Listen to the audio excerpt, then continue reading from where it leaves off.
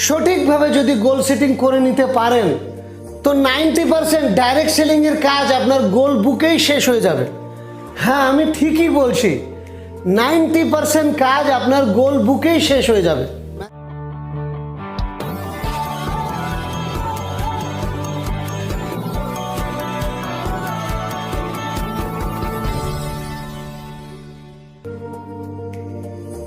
আমি Rajibul Hossain Gazi, motivational speaker, life coach, business coach. যে মানুষের কাছে স্বপ্ন নেই, আমি তো মনে করি বিনা স্বপ্নের মানুষ মরা মানুষের সমান। স্বপ্ন নেই মানে তার বেঁচে থাকার কোনো মানে নেই।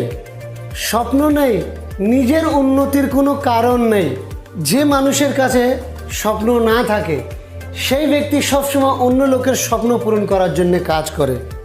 যদি আপনি স্বপ্ন না দেখেন তার মানে আপনি আপনার পরিবারের উন্নতি চান না।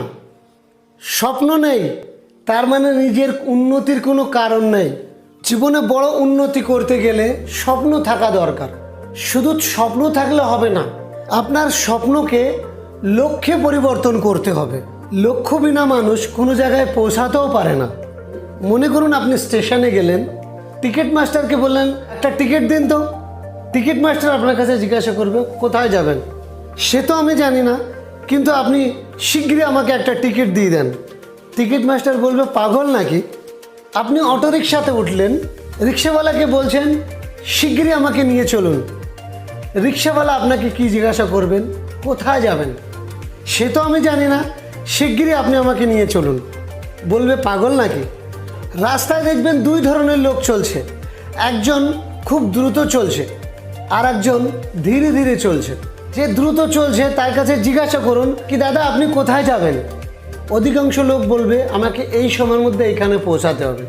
তার মানে তার কাছে একটা লক্ষ্য আছে, সে জানে আমাকে এই সময় এই জায়গায় পৌঁছাতে হবে। আর এক ধরনের লোক আছে যারা আস্তে আস্তে চলছে, তাদের কাছে যে জিজ্ঞাসা করবেন দাদা কোথায় যাচ্ছেন, বললেন না এমনি ঘুরতে বেরিয়েছিলাম, এই মোড়ের মাথার দিকে যাব। তার মানে তার সামনে কোনো লক্ষ্য নেই। মনে করুন ভারত পাকিস্তান ফুটবল খেলা হচ্ছে, ভারতের কোচ সব খেলোয়াড়দের ট্রেনিং দিচ্ছে কি যাই কিছু হোক না কেন পাকিস্তানের কাছে হারা চলবে না। পাকিস্তানের কোচও সেম ট্রেনিং দিচ্ছে কি যা কিছু হয়ে যাক না কেন ভারতের কাছে হারা চলবে না।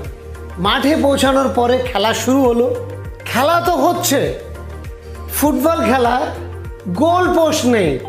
তার মানে গোল পোস্ট নেই মানে কি গোল করতে হবে না। আর যদি গোল না করতে